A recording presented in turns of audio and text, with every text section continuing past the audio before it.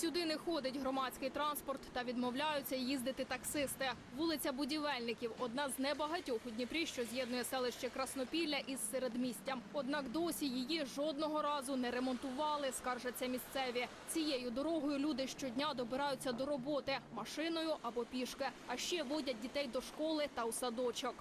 Ямы были большие, даже если это касалось непогоды, здесь по колено стояла вода. Лично ко мне домой это ближайший путь из города. А зимой здесь проехать на моей машине практически невозможно. Слегка подтаяла, потом намерзла, она становится вообще непроходимой.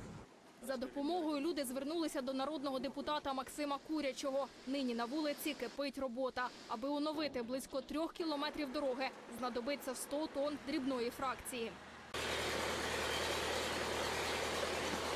Дніпряни повинні жити комфортно у будь-якому мікрорайоні, вважає Максим Курячий. Центральний він або навпаки найвіддаленіший. Город не должен иметь окраин. И вот сейчас мы дошли уже сюда. Это один из стратегических въездов в поселок Краснополе. Кто-то говорит, что он отдаленно. Для меня это не дальше, чем центр города.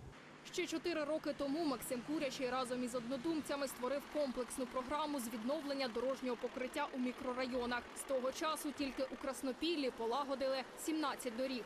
Много удалось сделать, но еще больше предстоит выполнить. Дальше у нас будет идти ремонт улицы Юности, улица Лихачева. И таким вот образом будем постепенно, методично, но наводить порядки. То, чего не делалось 20 лет. Нещодавно у рамках програми відновлення дорожнього покриття відремонтували і прибудинкові дороги на вулиці Надії Алексєєнко.